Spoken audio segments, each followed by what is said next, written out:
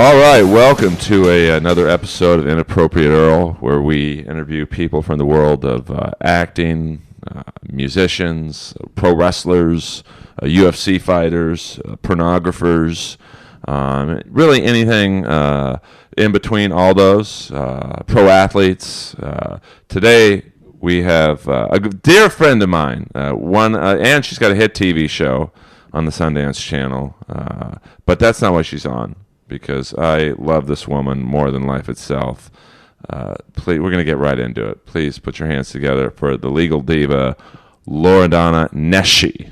Woohoo! Big Earl. My God, I can't believe that. That intro was amazing. Well, it's going to go all downhill from here. And oh, God. And are these the Warriors glasses, too? No, those are mine. But I did bring Warriors jacket that he gifted to me long ago. And I'm going to hold it throughout the interview. Yeah, you're holding it very, weirdly. Like a blanket. No, this is... Yeah, it is like a blanket. It's like your little security blanket.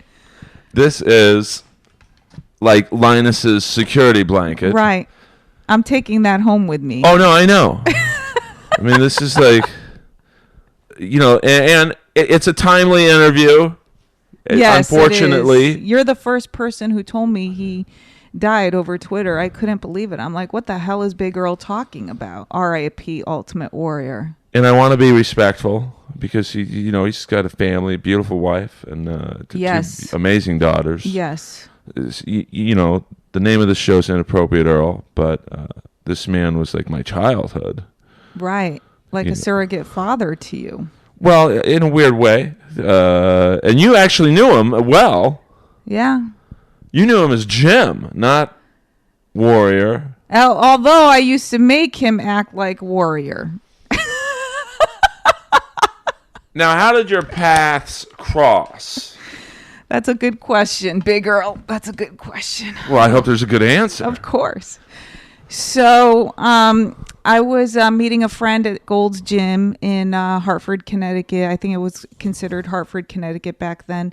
And it was on the Berlin Turnpike. If anybody knows Connecticut, they know what the hell I'm talking about. And I was meeting a friend there because I was doing my first show. I had competed in fitness, and I started out with a bodybuilding contest way back in the day when I was still in college. I was just a little young deer at the time.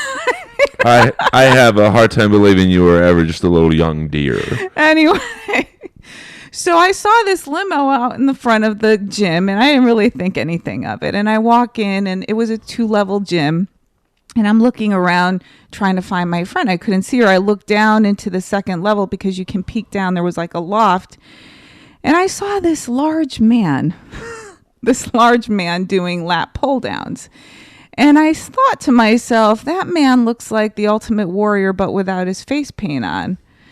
So I went downstairs because I was still looking for her, and I was going by him, and he stopped, and he said hi, and I said, you look like that guy, the Ultimate Warrior, but without face paint on. And he said, that's because I am that guy. And he introduced himself as Jim. And he asked me if I was going to go to the show, the WWF show. Right. Can we get sued for saying that? No. Because I know there's... No, I'm just telling a story. No, I know, but I know they are listening to this podcast. Oh, of course. Oh, do they really? Okay. Well, absolutely. All right, of course, because they have to monitor you. Well, I had Dolph Ziggler's brother on. Oh. And do you know who Dolph is? He's like one of their newer stars. Oh, right. Okay. I've been out of touch lately. I mean, it's not the same, but I don't want to interrupt the story too much. Right. But long story short, we talked about some inappropriate wrestling things. Oh, gotcha. And his brother was like, hey, man, they heard the podcast. You got to... Really? You're somewhat representing me. Wow. And I represent them. Okay, well, we better be careful. So WWE. Right, WWE now, formerly WWF. And I said, no, I do not have any tickets for the show. And he goes, well, we're going to have to get you some tickets. I want you to go outside, go talk to my limo driver. His name is Wendell, who I still talk to this very day, and who cried to me from Boston because of Warrior's death. So I went outside, and he said, get as many tickets as you want. So I went outside. I got 4 tickets, and then I thanked him, and then I left. And at the show, I could not get anybody to go with me. Can you believe that? No one came with. I went by myself. I was so pissed.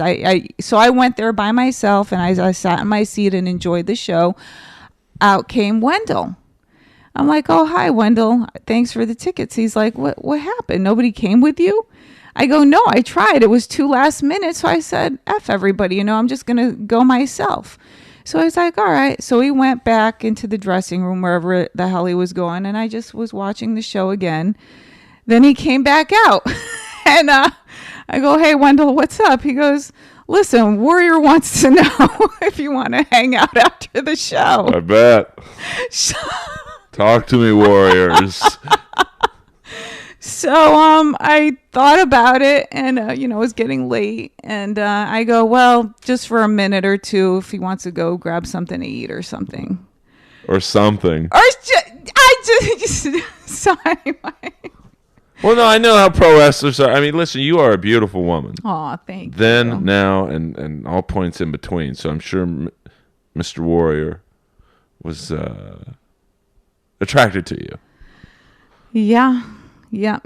But anyway, I thought it was a little strange because, I don't know. Then I thought, now thinking back on it, I'm wondering if Warrior thought that I went there by myself on purpose. Oh. But it really wasn't on purpose. It wasn't like I went there alone, hoping that, I would be alone, to be alone with, him. I don't know what, now thinking back on it, just dawned on me. But I really couldn't get anyone to go, and we did hang out after the show. Okay. And that's what started our, acquaintance, we'll say. Well, for sure. Right. And, I think he might have thought you were not a groupie, but, I'm sure I think they call them rats in the business. I don't know why that term is. Maybe it rhymes with mats and... but you are so far from being a groupie. You're too with it and too smart. But I'm sure these guys come across a lot of beautiful women. And sure, of course. Of course. And I'm sure, Warrior could have been with anybody he wanted. But at the time, he was married. Well, to these guys, I'm not. He might have had the moral turpitude to not act on his sexual yearnings to you, but I think a lot of those guys might have. Well, I didn't say he didn't. Well, and I didn't either. And I'm not asking. I don't. Right. The Warriors and you. Yeah. Are one of the. But if you want to, let out any tidbits about him. Well, not necessarily. I respect him too much, but I mean, I can't believe any man would pass on, trying to make a pass at you. Okay, yeah, what was funny? Well, what happened was, I don't know how, but we wound up back at his hotel room. I can't remember what the hell happened. I can't remember if we went to, I think we went to get something to eat. I couldn't eat. I told him because I had my show the next day, and he's like, I can totally tell that you work out. and I had my little bikini, I just picked it up from my friend, and he was like, oh, you have it on you? Why don't you put it on? I'd love to see you posing. I'd love to see what you look like for tomorrow. That was his gimmick. God, what a line. But, but me, because I'm so freaking naive, I'm saying to myself, wow, I have this opportunity to show him, who's like the ultimate body. He did have a great body. Of course. I said to myself, let me see what he thinks. I did. So this is what I'm thinking, because I was very flattered. I'm like, really? That's really nice of you. Because he was telling me he was, he had gone to chiropractic school, and he was just like really looking at me symmetrically. This was not bullshit. We were having an intelligent conversation about my body. And listen, that is a hell of a conversation. Now, was Wendell in the room as well? No, of course not. I know this wrestler's into some freaky things. No. Wendell was not in the room. But anyway, yes, that's how much I'll give you so that's far. That's enough. I think the listeners can appreciate, an imagination. Of course. And let them go where it is. And the final image of that story will be you in a posing bikini and Warrior probably frothing at the mouth, I'm guessing. Warrior thought that I was going to win everything hands down. Like, or hands up. Right. Among other things. What's funny, though, I have to say, as I'm telling you this story, I'm kind of choking up, because... Well, I don't want to make you sad. No, but it is sad though. Think about it. He was quite a person. It's really a shame. Some people hated him, some people loved him, some people just didn't understand him. But it's sad because he was a father. Oh, it's I mean, and a husband, and I feel for his family, and I'll never ever forget the chance that I had, and he was, even after our encounter. The posing, the posing, we maintained a friendship. He'd written letters to me. I brought his jacket with me. One time I was hanging out with him, I believe it was in Boston, and we went and I saw him, and he was wearing this jacket that you're seated next to, I'm clutching onto like right, a baby. Right. And I told him, I'm like, wow, I really love your jacket. That's a great jacket. And he said, you really love it? I go, yeah. He goes, here, it's yours. Take it. I mean, he was a very generous and sweet person, and I knew a side of him that maybe not too many people knew. Yeah, no, I mean, like I was telling you before we started, my friend used to be his entertainment attorney for a little bit, and I saw that the Warrior was doing an autograph signing right by my house on Sunset. There's a weird record store up on Sunset. Right. They do like thrash metal signings, but they had in the window Ultimate Warrior signing, and I guess his manager owns the store. So I was last in line, about 300 people. Really? His manager owned the store? Yeah, like maybe about 2 years ago. Oh, okay. I don't know if was his current manager. Yeah. And I said to my friend Jeff, I was like, hey, do you think good idea to meet him? He's like, you don't really want to meet him, Earl. He's kind of an interesting guy. And yeah. He can be a kind of somewhat of a dick. So I had to meet him. I go there. I'm last in line, praying that no one sees me in this line. Of course, I see about 10 people walking by to clubs, and hey, Earl, what are you doing here? Oh, just picking up a record. Right. And so I get up there. Long story short, it's about midnight. There were so many people there, and literally they're like, all right, man, you're the last one. Get up there. And I walk up the stairs. I've never been so nervous in my life. And he's at the top of the stairs in his full ring gear. Right. Looking amazing. Right. And he's like, Earl, nice to meet you. Right. I'm a Warrior. And well, he was a professional. But I'd heard the stories. I think we all probably had that he's a little off, from the standpoint of aggressiveness at times. Yes, I've seen a couple of times when he was a little pissed off, and but anyway, I want to remember the positives. Oh, for sure. And the whole point of my story is he couldn't have been any nicer. I do want to share a couple more things about him because I think it's hilarious. When I first moved from Connecticut to California, I had written the Warrior telling him, look, or I had called him. I said, look, I'm driving out to California. I'd love to stop by in Arizona and see you, And when I got to California, it was crickets. He never responded, nothing. I was so pissed. So when I'm in California, I was house sitting this house in Laguna Niguel. I write him the nastiest letter. I'm like, I can't remember if I wrote him a letter or if I called him, but I said the nastiest things. I'm like, you're such a, blah, blah, blah, da-da-da, da-da-da, da-da-da-da-da. And then I come home, I'd worked out, come home, I got this message on my home phone from him, like all like pissed off at me, saying, what, why, da-da-da, I can't believe you're mad. And I had said a really, the things that I said, I will not repeat. And so we get on the phone and we had like a 2-hour conversation, and I was talking to him about the time that he was going to change he told me, I'm going to change my name from James Hellwig to Warrior. And that was for legal strategy because at the copyright. time, correct, at the time he was warring with Vince, over the name and the use and blah, blah, blah. And I guess he had said to me, he had confided to me that his lawyer recommended that he change his name legally to Warrior because, look, if your name is Warrior, you got to freaking use your name. That's and great. I thought it was brilliant strategy. I'm like, yeah, totally, go for it. But in that conversation, he told me, I don't know what the hell you're talking about. I had called you and your father answered your phone. I go, what? And it all made sense. What? He goes, your father told me to stay away from you. So my father maybe changed the whole, course of my life because, he wanted me to go and visit, and this was about the time, and a little bit after, I had heard that he had met this other woman who he's married to now. I just think it's so funny, just wondering if my father had, because it looked like he was during this time, he was looking to settle down. So you which could I have think is been funny.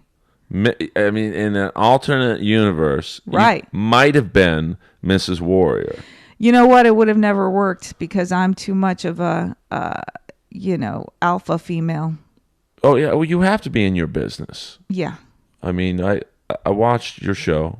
Thank you. And I don't watch a lot of. I wouldn't say yours is. Well, it is a reality show because it's real. It is real.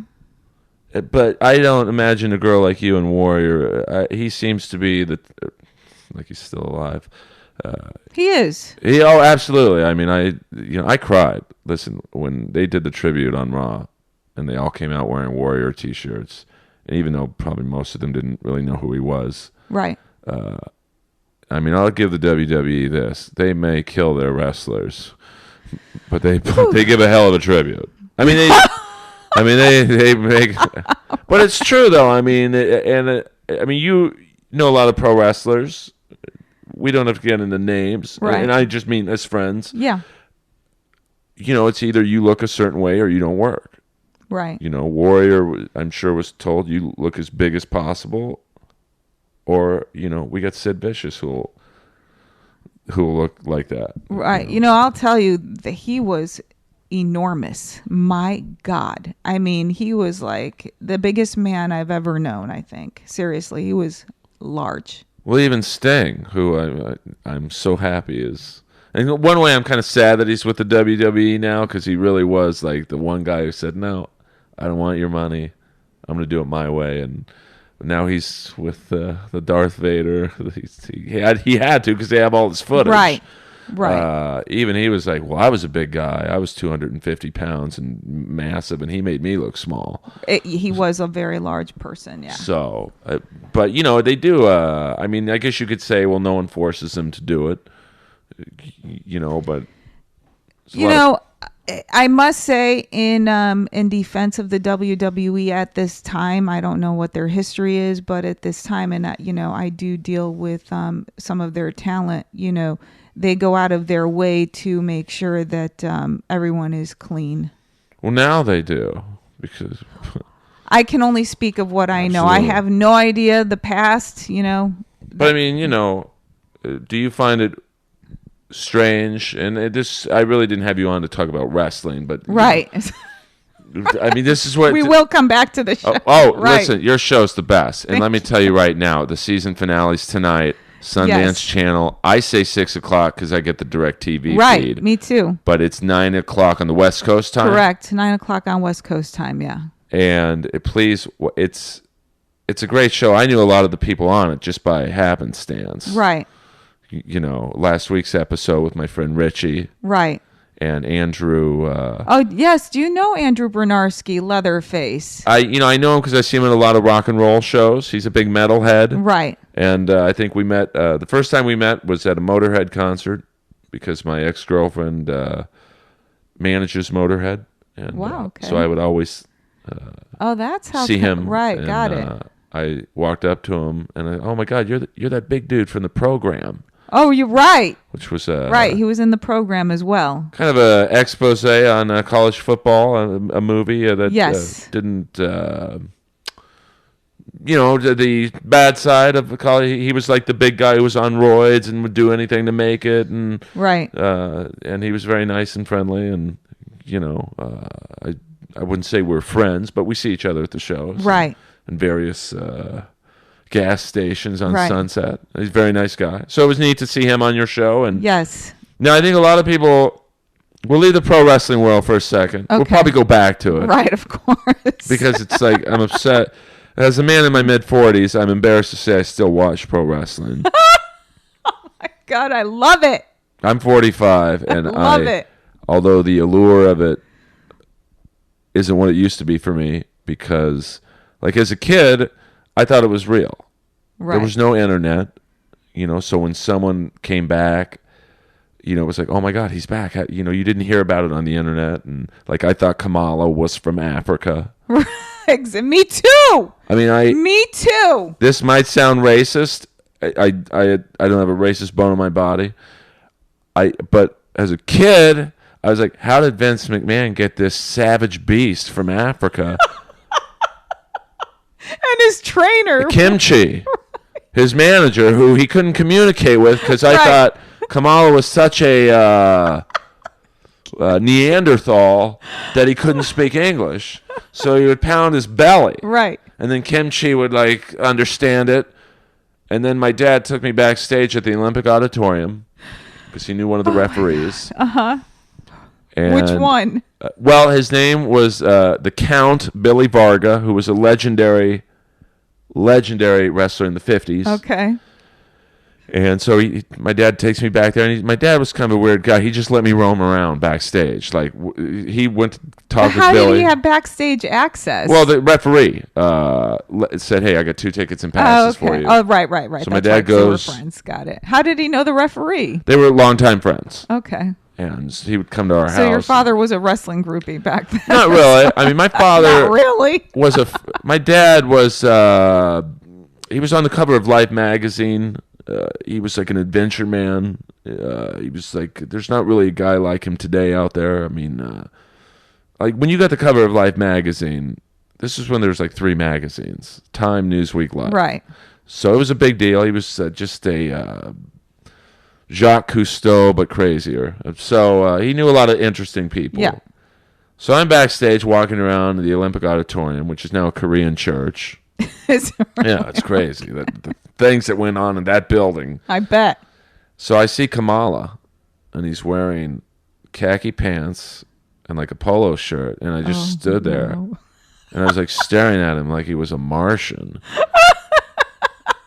And he was talking to, I think, Pat Patterson or talking English. And I'm like, he motions for me to come over. Right. And I'm like, I was just staring at him. My words weren't forming. And he's like, hello, young man. I'm Jim. I'm like, Jim? Oh, my God. You're Kamala. And what are you doing speaking English? And he kind of laughed and went on with his conversation. Right. But I don't get that today. Right. Like, I don't think Batista is from Parts Unknown. Oh, is that what they say for Yeah. him too? Parts Unknown. It was very Ultimate Warrior like. Right. He does he was on the tribute. They did a fantastic tribute to Warrior on the network, Yep. 4 hours. Wow. Which I found a little ironic because, 2 years ago they put out a DVD. Right. The Self-Destruction of the Ultimate Warrior. Right. We'll never say never. Basically saying how shitty the guy was. Yeah. For literally, it's 3 hours of every wrestler. You know what? That must have been their plans. Think about it. They were like, you know what? Let's drum up the Warrior stuff. Let's really just, give him hell. Right. And then we'll turn it around and be friends with him. I mean, Maybe. It was a great swerve, if you will. I mean, the Hall of Fame speech was amazing. Yeah. He did. Mr. T got inducted, and Jake Roberts did. I mean, you almost cried when Jake Roberts was talking. 'Cause Really? He talked about his dad abandoning him, and then he turned it around. And they did a great tribute to Paul Bearer. The Undertaker came Right. out and raised his actual ashes. And it was like, you didn't know if this was an angle, if Paul Bearer was Right. going to pop up out of the ground. But, I mean, you never know. Right. I still think one day at WrestleMania, Owen Hart is going to come down from the rafters. Right. It's like, wow, this is the greatest ruse ever. Right. He's alive. Right. It's like when Jerry Lawler had a heart attack I don't know if it was a couple months ago or maybe a year ago. I'm so excited to see you. My timeline is a little like, my heart's beating fast. Robert, don't worry. Robert, you're beautiful. If you watch the show, Robert is her better half. Oh my God! I know this is turning into the wrestling. I know this is like what are we on the Wrestling Observer Power Hour? But this is the whole point of my show. Right. Is like I have you come on to talk about your show, and 1 5-minute conversation about the Warrior, and right. it's turned into like WCW, whatever. But I'm leaning into your show. But I just, we were so I wasn't. I'll tell you, none of my fans from the show would ever believe that, I was a wrestling fan. Well, because you don't fit the profile. Well, listen to this. You have a brain. Listen to this. I ran into Kurt Angle in Connecticut at Lake Compounds. Okay, I don't know. He was with this other guy, and anyway. We started talking. I'm like, yeah, I love your I love you. You're such a great character on the show. I'm like, you make the best heel. I love it when you get everybody mad. And I love that feud that he had with Edge. I thought that was awesome. I loved it. And I was just like, I love it. And he's like, he started laughing at me. I'm like, what? What's your problem? He goes, you're a wrestling fan? He's like, you're a lawyer. You're not supposed to be a wrestling fan. Yeah, I mean, you're human. Right. He just could not believe. Here I am telling him what a great, gig he had going on with Edge. And he's laughing at me for being a fan. But that's like you could probably believe that a stand-up comic would be a wrestling fan, but a very successful lawyer, TV star now, like you seem like someone who would like be into the opera or like be into the finer things in life, to stimulate you mentally, because you're so smart.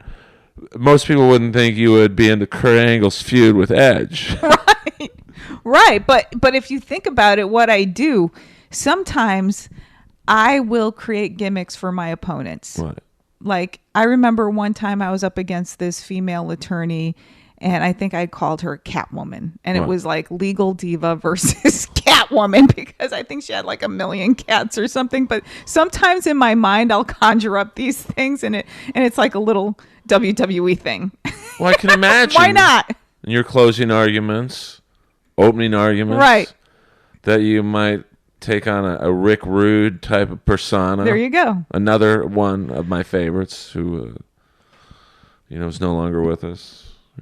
I almost bought a pair of Rick Rude's ring tights on eBay the other day for $1,400. No, can you imagine what I'd get for that jacket? You would get and listen, it's just the way eBay works. When someone dies, the high-end items of whatever they, I could sell that framed picture easily for $5,000. No way. Right now. Now, really? Maybe in a year from now, $500. But no kidding. Since he wore this jacket. Oh, that was his jacket. And it's very documented. I even have his hotel key in that jacket still. Well, that alone would I mean, it's death sells, unfortunately. Yes. I'm sure if, God forbid, Richie the C, right, who was on your episode last week, right. Now we're going to get into your show. We're going to leave the wrestling world. Yes, bye wrestling world, bye Warrior. Bye Warrior, you were the best. Rick Rude. Yep. I fantasize about being Rick Rude, just because he was like. I do this thing at the Comedy Store. Okay. Late night. Yes. Where my friend David Taylor, brilliant comic. He plays the part of Bobby Heenan. Like he's like a heel comic. Okay. Right. Got it now. His thing you're is the face. Talking down to the crowd, getting them to hate him, but they love him. It's like almost like a Don Rickles insults the crowd. He brings me on as ravishing Rick Skakel. Oh my God. And I take my shirt off and I talk like Rick Rude does. Oh, can you do that for me? Well, yeah, I'm like, he'll bring me up and he'll say, "Ravishing, you look great tonight. How you doing?" And I'd like to tell all you fat, lazy, tax cheating Los Angeles bar lizards to hold your women down while I show them what a real sexy comic should look like. Right. And then I'll take off my shirt. And then do you gyrate? I gyrate. I do the rude awakening. Right. So you have to have a wig, though. I have to have the mustache. Yeah, the mustache, too. But, you know. He was like the Magnum PI of the wrestling world. Just, he had such a great charisma.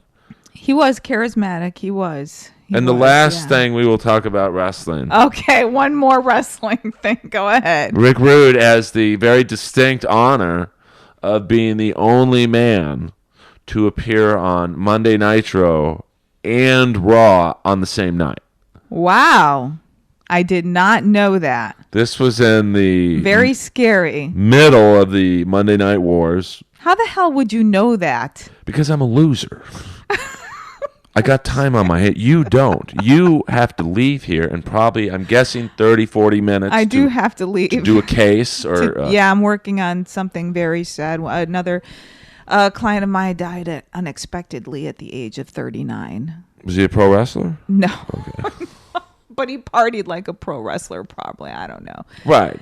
So let's get it right. So Rick Rude, that's no. Now we're gonna get into you. I mean, we're half an hour into this podcast. Yes. Are we really? Okay. Now, time flies. When yes. You're talking okay. about dead Let's wrestlers. talk. Right. Exactly. But we have to because it's your background, fitness model, LA.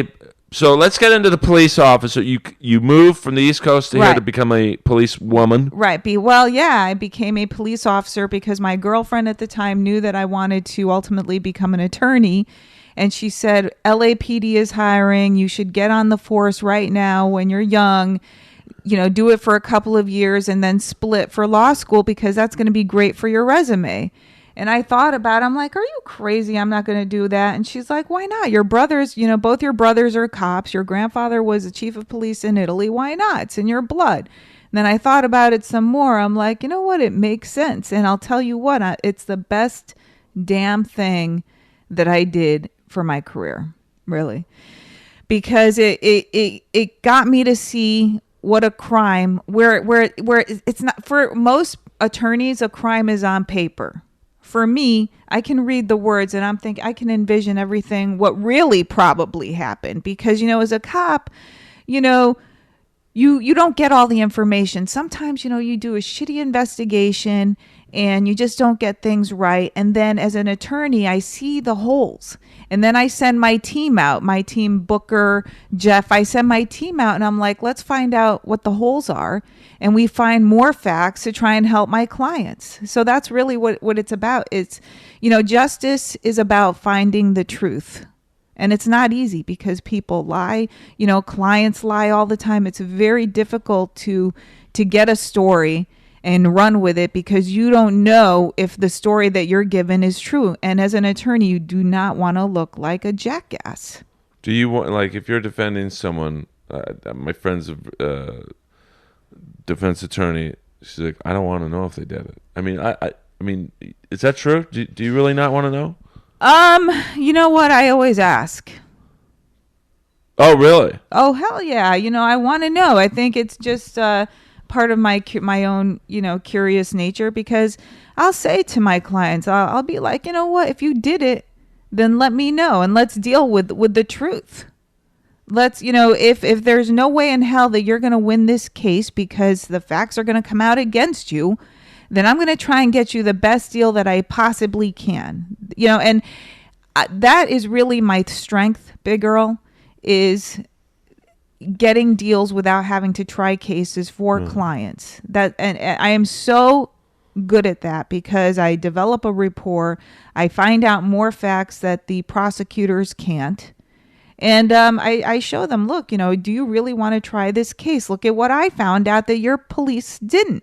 Right. So that's really what I try and do best for clients who cannot afford trial. And a lot of people, they don't understand how much it can be for a criminal trial. A lot of attorneys want $25,000 up front. Right. That's not even the stuff they did before trial. the legal world can be very expensive. And, I'm more or less the common person's attorney. I try to keep things to a minimum for people because, I have such a huge heart. I meet somebody, they'll come into my office, they'll say, yeah, can you swear on this show? Oh, yeah. Oh, okay, good. I'm like, I fucked up. I fucking did this. I fucked up. Help me out with this, and then these are people who are not hardened criminals. They just legitimately fucked up or, were just really stupid. Everybody makes stupid mistakes. And these are the type of people that I want to help. Well, and try and awesome. keep things to a minimum. Yeah. And that's why there's going to be a season 2. Well, you never know what this entertainment world holds for us in the cards. I mean, but, I am working on some other stuff to see if, because people kind of tell me that they like seeing me on TV and that I do a good job. And I did, I got one person sending me a hate email, and it was so hateful. I'm like, my God. Well, really? I mean, It's like it's like it was bizarre to me. It was almost psychotic. It was like so hateful. What was just your show sucks, you're ugly, or what? I mean, what was the gist of the hate? It was just stupid. It was just like somebody hating just to hate because they probably, hate their own life. Right. There was one of those. It's like, okay, well, why don't you go, direct that at your wife or something, like everybody else does. Yeah, sure. Not some, random person you don't even know. Well, that sucks. But everybody else is like, oh my God, we want you again for season 2. Please tell us there's going to be a season 2. I'm going to pick it, yada, yada, yada. So we'll see. I mean, if they want me to come back for a season 2, I'll definitely come back for a season 2. And I would love to have you on the show some way, shape, or form if I can, because you're so funny and entertaining. Yeah, I mean, I don't have a record, like a legal record. I certainly have some family members that could probably use your assistance in certain matters. But yeah, I would love to be on the show. It's Yeah, you and I have a lot of stuff in common. We're both Warrior fans. Yeah, we're absolutely. both wrestling fans. We're both very good-looking people. Well, you are. I mean, I'm okay. We're both brilliant. We're both attracted to Robert. We're both attracted to Robert. Our mothers. Oh, my mom was the best. Yeah. And dad. Yeah, but your mom had pancreatic Yeah, cancer. it was just awful. Yeah, my mother's got it now. I mean, it's just the only advice I could give to you on that is just enjoy the time you have left with her. And, it's just, it's been 15 years for me, and I think about her every day. Let me tell you, this whole thing, in dealing with my client who recently died, dealing with Warrior's death, my aunt died on the same day that Warrior died, which happens to be Robert's birthday. Right. And then my client dying the Sunday when that Sunday, it's like, oh my God, it's like you start thinking about your own mortality. I went to my client's service on Saturday. It took me at least 30 minutes before I could even go into the restaurant because I felt like I couldn't even breathe. It's like you get so confused. This is somebody you've known for a long time, just dropping off the face of the earth. I'm never going to be able to communicate with this person again. I mean, where do you think we, if anywhere we go? I mean, there's a lot of people, like I have a very good friend. He was the science editor for Muscle and Fitness, very atheistic, very just very scientific. When you die, that's it. You're done. Right. It's like, who knows? I mean, I can't remember what it was like before I was born. It's like that. We're fleeting memories in a way. I mean, I think my version of heaven or whatever it's called when you move on, it's like, I don't know if this is the real version, but I think when you die, you retain your form at your prime in life, like me right now, and you see everyone from your past in their prime, and you see all your old dogs, and I'm sure that's probably not the way it is, but that's how I like to. Like I envision dying, going upstairs, hopefully up there, and all my dogs from my past come to greet me, and like my mom and dad, and grandparents who I never met and all that stuff. What's interesting is my youngest brother, he is a detective sergeant, so he's had to pass a lot of psychiatric tests. He has many spiritual experiences. Like spirits will appear to him all the time, to the point where he's just sick of it now. Right. I mean, how can you explain that? I mean, some people, I think, really do have these experiences, unless my brother's hallucinating. Oh no! I mean, I like at the Comedy Store. It used to be owned by the mob, and they did rumored to have done abortions there. In the 40s and 50s. Really? And, you definitely feel an evil vibe there at night, like late. Really? Night. Oh, and I'm not like the biggest believer in ghosts, and it's there. It's. They used to do ghost tours. Now, did you feel this vibe before you knew about it, or did you know about it? Oh, definitely. Oh, so you didn't know about it, no, and I then didn't. Somebody told you, but you felt an evil presence. It's just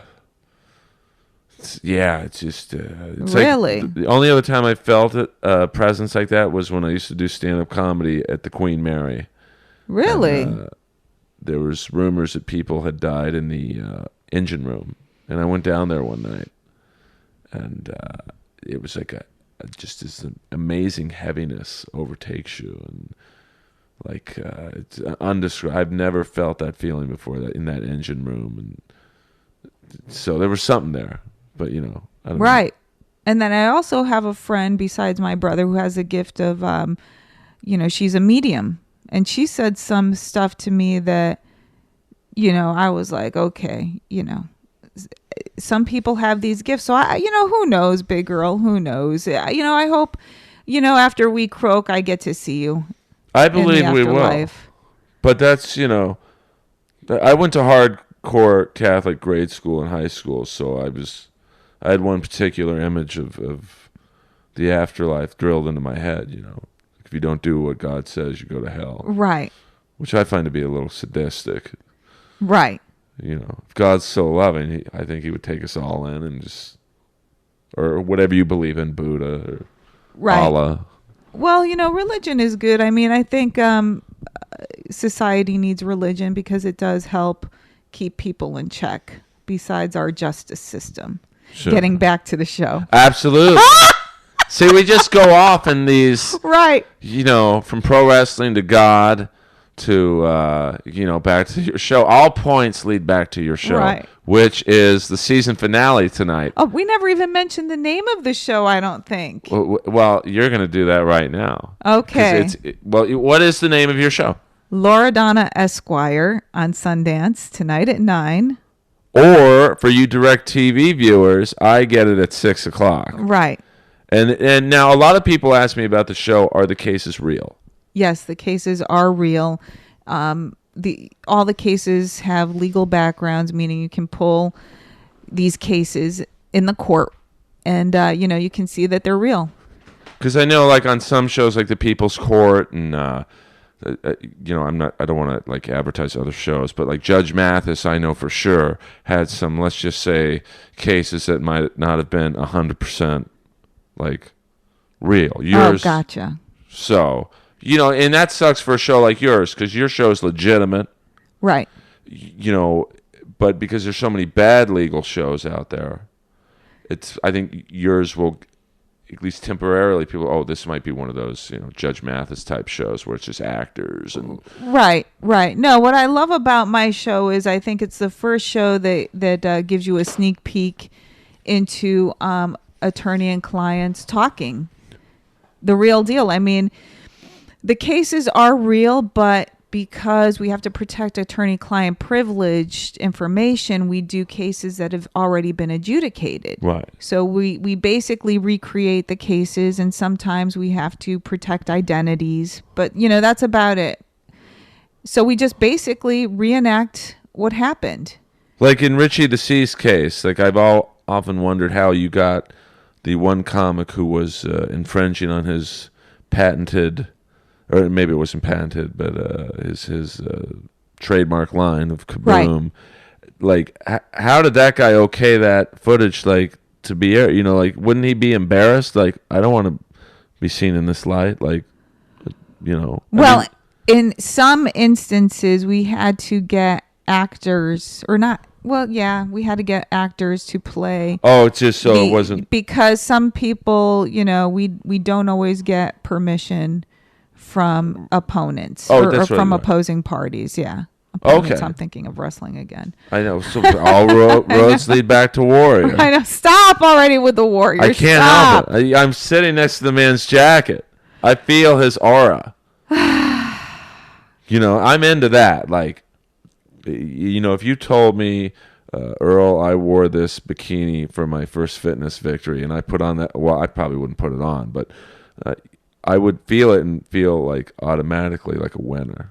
Like, I know it's really stupid to say. I know it's insane. I'm all about the transference of energy. Right. Yeah, I'm sure. Like, if you said you wore this dress, which looks fabulous on you. Thank you. In your last court case that you won and just completely dominated. If I touched that dress, right, I would feel like I could bench press more than I ever have done. I'm into that. Right. No, I get it. No, and look, the Warrior did inspire a lot of people, like I do now from my show. Right. On Sundance tonight, the finale on tonight. But now the finale, is there like and I'm not trying to be silly. Usually most finales on any show, I have like a cliffhanger. Are you? I don't want you to give anything away, but is there like, oh my God, I hope there's a season 2 to watch like the. Well, what's so funny is I have no idea because I don't see the shows before they air. Okay, so you don't even know what's airing tonight. So I have no idea. I know that it's about medical marijuana, which is big in the comedy world. Oh, is it really? Oh, huge. I didn't know that. A lot of comics have their cards. Oh, okay. Oh, that's good. Because they have insomnia. Right. No, you know what? It really does help people. I'm working with a doctor in Spain right now who says that if I give my mother cannabis oil, it will probably help with her tumor. So it does have anti-cancer qualities. I bet you didn't know that. I've heard of that. If viewers watch the show tonight, the show is about a couple of medical marijuana dispensaries getting cease and desist letters from the city of Los Angeles. So that's not where you. I don't want to say where you live, but but is that? Because I know, like in West Hollywood, they're very prevalent. Right. But you had to be like one of the first 200. Right. What happened was in 2007, the city of Los Angeles put a moratorium on any new medical marijuana dispensaries. So whoever was in before the 2007 moratorium is in. And what happened was, in between, a lot of dispensaries just popped up on their own by themselves. I mean, we're talking, hundreds and hundreds of dispensaries just everywhere. I mean, you could get marijuana on every block practically in the city of Los Angeles. And the city of Los Angeles was like, oh my God, they couldn't believe this. And they said, well, we've got to do something because, we're being overtaken by all these medical marijuana pharmacies. So the city started suing every single medical marijuana dispensary, and 2 of my clients who run medical marijuana dispensaries got these cease and desist letters saying, you know what, you got to pack it up and leave. And I don't want to say too much. I was able to help one of the dispensaries, and the other one is out of luck, basically. You're just going to have to watch the show Yeah, you're going to tonight. have to watch the show. And this show that we're taping right now will be the first show I've ever released the same day of the interview. Wow. And I'm going to release it right at 6 o'clock. Wow, thank you. Well, I believe in, you certainly don't need my help. The ratings were great for the show, which I know there's going to be season 2.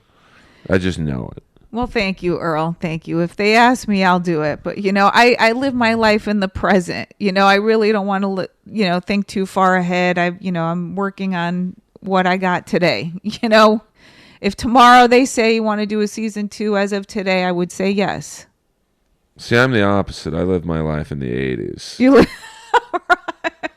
Right. I know of no 90s. Where the warrior is still alive. Right, where the warrior has long... See, like, getting back to death, I believe right now, Monday, At whatever it is, noon, the warrior is up in heaven with long hair, beautiful body, tassels flowing. He's just running, shaking the pearly gates. Yes, he is. He is. Is it really noon?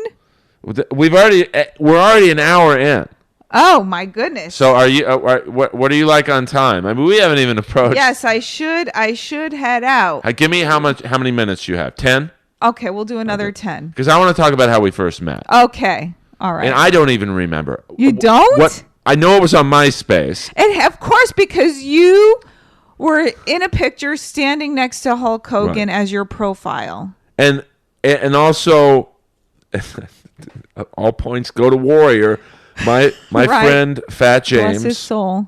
Bless his soul. Fat James, who died of bone cancer. And I think might be the only person on the planet who got fatter and getting bone cancer. Wow. I mean, this guy was an enigma. Wow. He was a great guy. Awesome character actor, comic.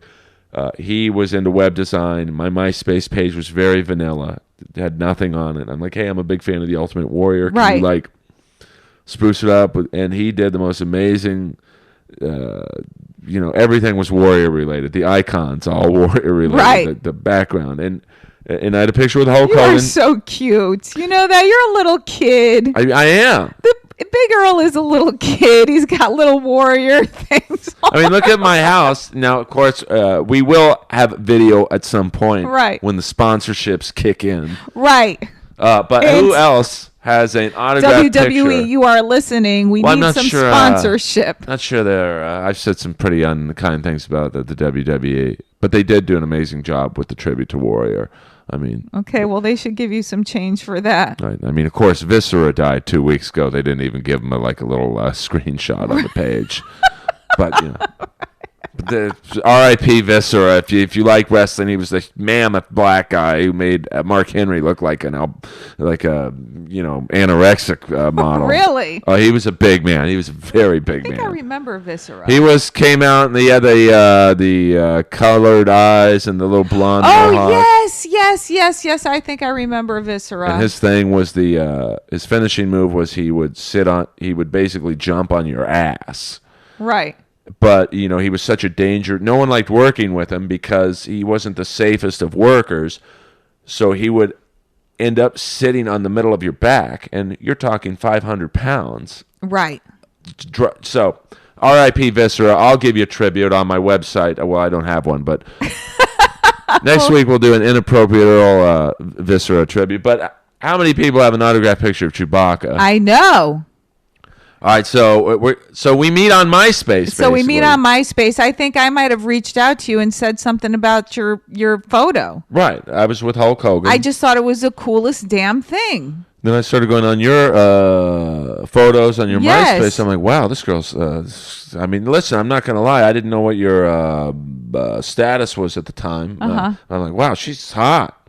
Oh, well, thank you. I'm not saying I had intentions of whatever, but I mean. As a straight man, I mean, the thought might have been in my head of wow, maybe she'd meet me a coffee bean or something. We did meet, but of course I was taken. You were taken, and I'm a firm believer of it's my one rule in life I live by. I never. I think I'm one of the very rare comics that I will never move on another man's. You're so awesome. Well, no, I've had it done to me, and it's not cool. It's as beautiful as you are, I'm trying to say this in a respectful way. As beautiful as you are, I would never be inappropriate with you because I respect Robert too much, and you respect me too. Yeah, that's a given, right? But we met at your office. Let me tell. No, I thought. Yeah, no. I came to your office. Yes. And you showed me the jacket. I did. And you let me put it on. And I let you put it on, right? And you thought it was a little small to be the Warriors. No. It was like there was such an energy transference. For that 5 minutes I had that jacket on. I felt I was the Warrior.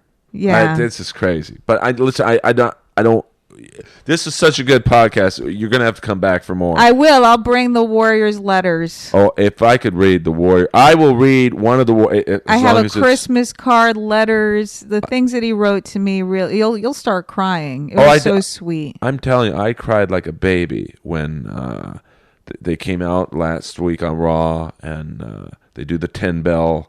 Yes. And all the wrestlers, I think Randy Orton was crying, and you don't think of Randy Orton as like, and it wasn't fake. You know, it was like, I think Mark Henry was like, he was either sweating or crying. I couldn't tell. Right.